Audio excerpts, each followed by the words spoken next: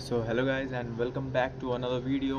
और ये पोशाक देख के तुम्हें लग रहा होगा कि ठंड कितनी है, right?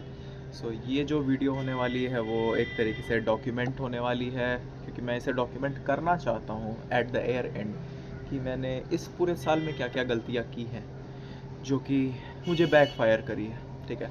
And yet again sorry, मैं माइक नहीं ले पा रहा हूँ ड्यू टू बजट इशू, क्योंकि मैं एक बेरोज़गार हूँ।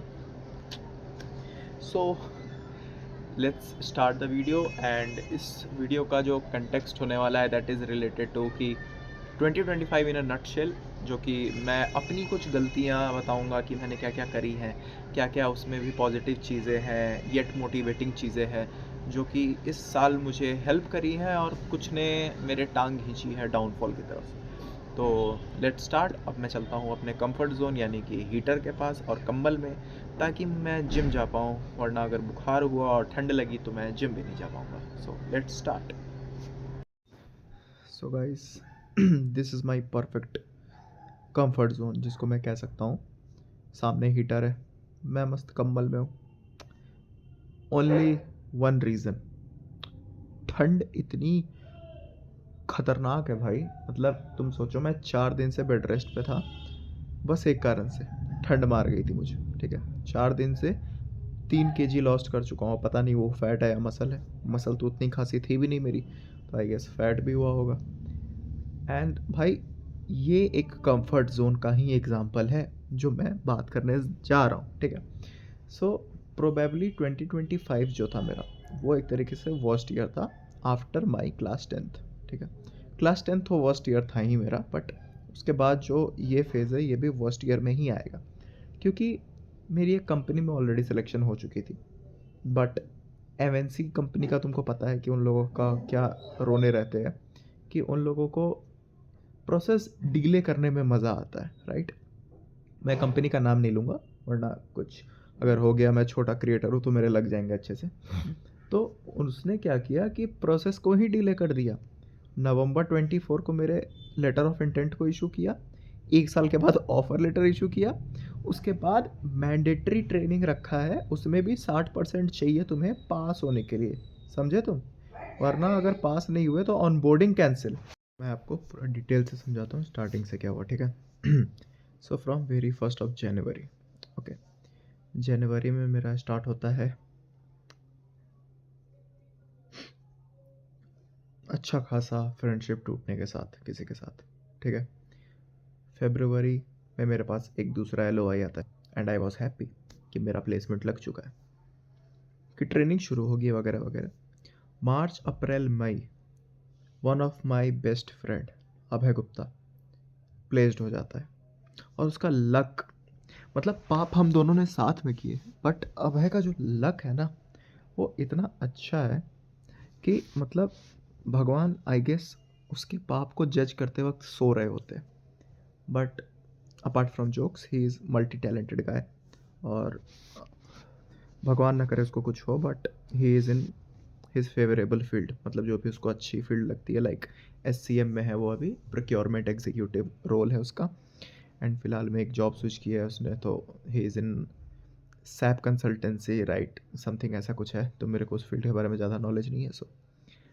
सो ये चीज़ है। तो देख, एक ह्यूमन टेंडेंसी होती है कि जब ग्राफ आपका नीचे जा रहा हो और आपके बगल वाले दोस्त का ग्राफ ऊपर जा रहा हो, ठीक है ना, तो आप कितना भी अच्छे दोस्त हो, कितने भी कुछ हो, एक पॉइंट पे आपको अपने मन में जेलसी, जेलसी तो नहीं कहेंगे, बट एक पॉइंट आता है मन में जिसमें आपको लगता है कि मैं ही क्यों रह गया, राइट। तो वही चीज़ मेरे साथ हुई, लाइक उस टाइम से लेके टिल अगस्त तक या सितंबर तक, ठीक है। फिर उसने मुझे अपने कंपनी में रेफ़र किया, बट कुछ सर्कमस्टांसेस की वजह से मैं वहाँ नहीं जा पाया। फिर द सेकेंड थिंग ये हुई कि मेरा 2 महीने के लिए पाँव टूट गया। लो, खेल ख़त्म। अब इसमें आदमी क्या करेगा? नेगेटिविटी, जब आदमी घर पे बेरोजगार हो तो नेगेटिविटी आती है, राइट। उसमें पाँव टूट गया, तुम 1 महीने के लिए घर पे बैठे हो, नेगेटिविटी आएगी। उसमें तुम ना पढ़ाई कर पा रहे हो, नेगेटिविटी आएगी। ऑल थिंग्स अपार्ट, सब कुछ ठीक हुआ, पाँव सही हुआ, मैं वापस जिम गया वगैरह वगैरह। फिर मेरे टाइम बारी आता है मेरा ओमेट्स के एग्ज़ाम का, ठीक है। ओमेट्स का एग्ज़ाम मैं जेन्युइनली बताऊँ पूरे साल भर ढंग से नहीं पढ़ पाया था। तो I started preparing week before, you can say, ठीक है। तो मैं 1 हफ़्ते पढ़ना चालू किया, तब मुझे जाके पता चला कि इसके लिए 1 साल की प्रिपरेशन की ज़रूरत होती है। हालाँकि कट ऑफ मेरा लगभग डिसेंट कॉलेजेस का, लाइक टियर 2.5 कॉलेजेस का क्लियर हो गया है। बट द थिंग इज़ कि थोड़ा-सा और मेहनत, तो वो आराम से 220 क्रॉस करता इन एनमेट एग्ज़ामिनेशन। जिन्होंने एनमेट एग्ज़ामिनेशन दिया होगा उनको आइडिया होगा कि like 200 is the decent score and I got around 195। और मेरा सबसे घटिया जो है वो है क्वांट्स, तो उसमें ही मेरा रह गया। तो उसमें अगर मैं मेहनत करता तो I would easily get around 120, sorry 220, तो गुड कॉलेजेस मिल जाते। तो जब साथ में जब इतनी गलत चीज़ें हुई तो मेरा दिमाग एक नेगेटिव वे में चला गया। डिप्रेशन तो नहीं बोलेंगे, मैं एंग्जाइटी में चला गया।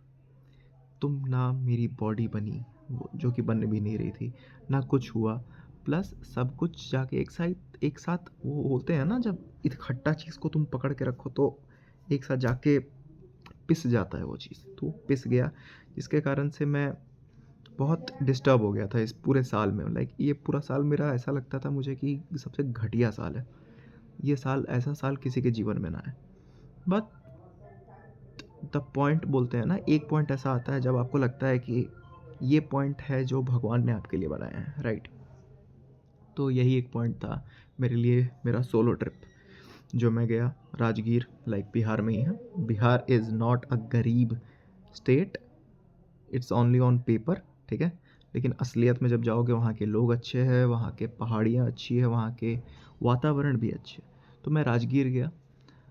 That solo trip changed my perspective a lot, जहाँ मुझे लगा कि अकेले घूमना कितना ज़्यादा इम्पोर्टेंट होता है। Like that was on my birthday when I was in a Rajgir. But the thing is कि वहाँ सब कुछ एक अलग मैजिकल लगी ब्रो।